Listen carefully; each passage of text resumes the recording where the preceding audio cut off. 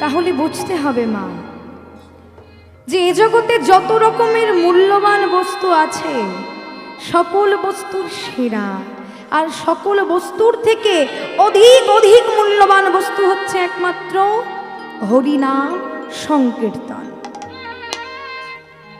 তবে কি জানেন তো, কীর্তন কিন্তু এক প্রকার নয়, কীর্তনের ভাগ আছে। কীর্তন কিন্তু 4 প্রকার। এই ব্যাখ্যাগুলো আপনারা জেনে রাখুন। কীর্তন কি? আমরা যে কীর্তন বলতে অনেকে বুঝি যে কীর্তন বলতে কি এই পদাবলী কীর্তন, না, কীর্তন বলতে কিন্তু শুধু পদাবলী কীর্তন নয়, কীর্তনেরও ভাগ আছে। সেগুলো কি আমি এক এক করে বর্ণনা করে দিচ্ছি, আপনারা জেনে রাখুন।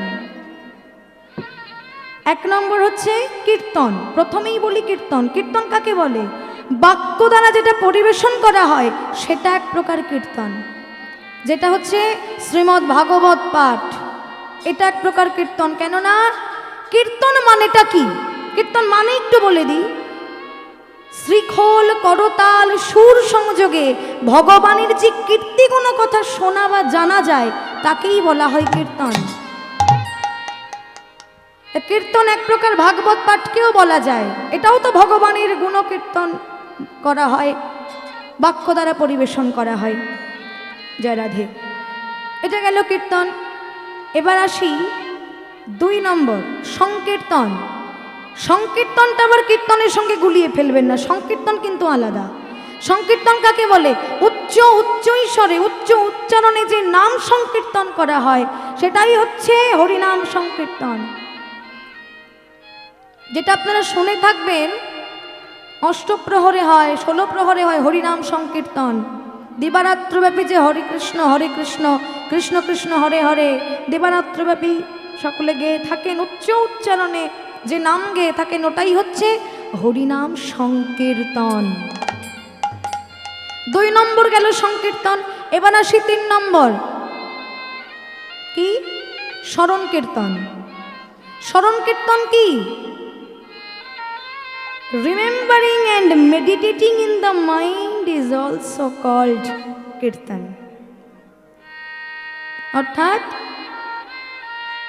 মনে মনে স্মরণ করা। রিমেম্বার মানে মনে মনে স্মরণ করা, আর ধ্যান করে যে কীর্তন করা হয় মনে মনে, সেটাই হচ্ছে স্মরণ কীর্তন। যেমন আপনারা লক্ষ্য করবেন, যারা বৈষ্ণবরা আছেন তারা জপের মালা হাতে নিয়ে স্মরণ করে করে জপ করে কীর্তন করে, নাম জপ করে, নাম স্মরণ করে, এটাও কীর্তন। একে বলা হচ্ছে স্মরণ কীর্তন। এইবার আসি 4 নম্বর, পদাবলী কীর্তন। পদাবলী কীর্তন কাকে বলে? মহাজনের পদ অবলম্বনে যে কীর্তন করা হয় তাকেই বলা হয় পদাবলী কীর্তন। কীর্তন performed on the basis of a Mahajan's pada is called পদাবলী কীর্তন। তাহলে পদাবলী কীর্তনটা কি? মহাজন। মহাজন কারা? যারা শাস্ত্রকর মহাজন, লীলা দর্শন করে, যারা সাক্ষাৎ লীলা দর্শন করে অনুভূতি করে পদাবলী রচনা করে গিয়েছেন, তারা হচ্ছেন মহাজন। আর তাদের লিখিত পদ অবলম্বনে যে কীর্তন করা হয় তাকেই পদাবলী কীর্তন বলা হয়। তাই আপনারা কীর্তন শুনলেই বুঝতে পারবেন কোনটা কোন কীর্তনের মধ্যে পড়ছে। আজ যেটা চলছে এটা কিন্তু শুধুই পদাবলী কীর্তন। অবশ্যই এটা ভক্ত লীলা, তবু এটা কিন্তু পদাবলী কীর্তন। এটা বাবা আপনারা আস্বাদন করতে করতে আস্তে আস্তে বুঝবেন, ঠিক আছে? আপনারা আস্বাদন করুন মনোযোগ দিয়ে। কীর্তন কিন্তু অনুভূতির জিনিস, অনুভূতি করতে হবে। কীর্তন খুব কঠিন বস্তু, না বুঝলে, না আস্বাদন করলে, না অনুভূতি করলে কীর্তন বোঝা যায় না। আজকে গৌরহরি রাধারানীর খাস ভাণ্ডার থেকে আমাদের জন্য নাম এনে দিলেন। এ হরিনাম শ্রবণ করলে চির আবদ্ধ এই হৃদ মন্দিরের কপাট খুলে যায়। কৃষ্ণ প্রেমের উদয় হয়, ত্রিতাপ জ্বালা দূরে চলে যায়। হরিনামের এত ক্ষমতা, এত মহিমা। তাই আমাদের একমাত্র কর্তব্য কি মা? আমরা যে কলিযুগের মানুষ, আমাদের একমাত্র প্রধান কর্তব্য হচ্ছে হরিনাম করা। তাই আমাদের একমাত্র ভজন শ্রীগুরু গৌরাঙ্গ চরণ। তাই বলছে, দয়া করো শচীশত নবদ্বীপ আর দয়া করো,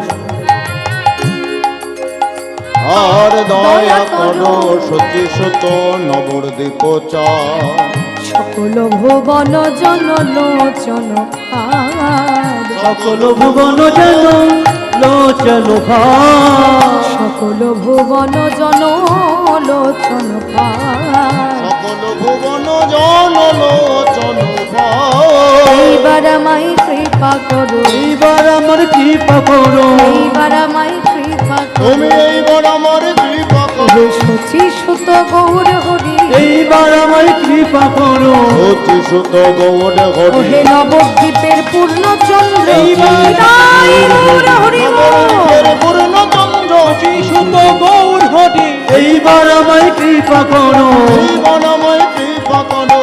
সকল ভুবন মজ লোচন ভার, সকল ভুবন জন লোচন লোচন ভার। জয় রাধে। তবে দেখুন, আরেকটি কথা আমি বলতে চাই যে কীর্তন এমন এক সঙ্গীত, স্বয়ং রবীন্দ্রনাথ ঠাকুর, কবিগুরু আমাদের বিশ্বকবি রবীন্দ্রনাথ ঠাকুর নিজে বলেছেন, নিজেও তো অনেক গান রচনা করেছেন, তবুও তিনি বলেছেন যে কীর্তন এ জগতে যত রকমের সঙ্গীত আছে, সমস্ত সঙ্গীতের থেকে ঊর্ধ্বে হচ্ছে কীর্তন। সর্বশ্রেষ্ঠ আসন দেওয়া হয়েছে কীর্তনকে। তিনি সমস্ত সঙ্গীতকে যেমন সম্মান করতেন, কীর্তনকে তিনি যথাযোগ্য সম্মান করতেন। রবীন্দ্রনাথ ঠাকুর নিজে ছিলেন কীর্তন প্রেমী। শুধু রবীন্দ্রনাথ ঠাকুর নয়, কাজী নজরুল ইসলাম ছিলেন কীর্তন প্রেমী। রবীন্দ্রনাথ ঠাকুর আজ কীর্তন প্রেমী ছিলেন, তার প্রমাণ কি?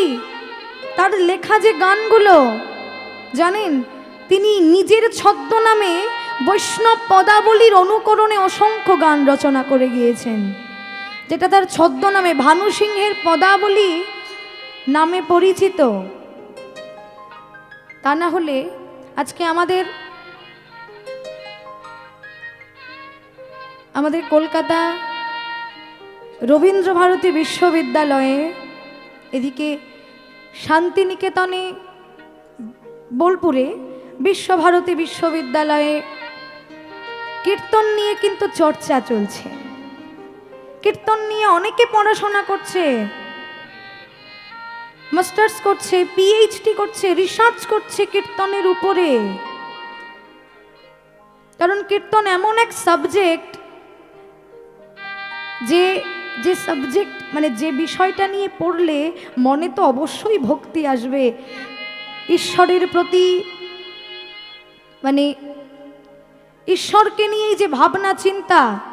এই কলিযুগে যে নাম ছাড়া গতি নাই, কীর্তন এত কেন কীর্তনকে প্রাধান্য দেওয়া হয় সেটা আমরা জানতে পারি।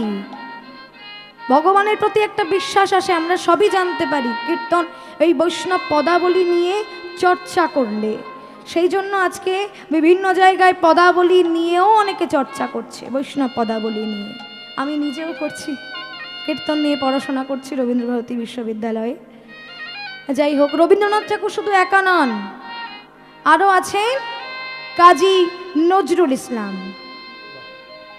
কাজী নজরুল ইসলাম তিনি যেমন জাতিতে ছিলেন ইসলাম ধর্মের মানুষ, তেমনি অপরদিকে কিন্তু তিনি ছিলেন কৃষ্ণ প্রেমী। তিনি যেমন নিজের ধর্মকে ভালোবাসতেন, পাশাপাশি সব ধর্মকেই তিনি সম্মান করতেন। এটাই তো আমাদের কর্তব্য, নিজের ধর্মকেও সম্মান করা, অন্য ধর্মকেও সম্মান করা। তো তিনি সেটা করতেন। তিনি এত কীর্তনকে ভালোবাসতেন, এত ভগবানকে ভালোবাসতেন যে তিনি আমাদেরকে অসংখ্য কৃষ্ণ বিষয়ক গান উপহার দিয়েছেন। একবার ভেবে দেখুন তো, তার লেখা যে গানগুলো আছে, হে গোবিন্দ রাখো চরণে, কে লিখতে পারে এমন গান? তার মধ্যে যদি কৃষ্ণ ভক্তি এতটুকু পরিমাণে না থাকে, কিভাবে সে গানগুলো রচনা করবে? গোঠের রাখাল বলে দে রে কোথায় বৃন্দাবন, কার লেখা গান? নজরুলজির লেখা গান। এই যে গানগুলো, সখী শেহরে কেমন বল, নাম শুনে যার এত প্রেম জাগে, চোখে আনে এত জল। এই যে গানগুলো, আহা,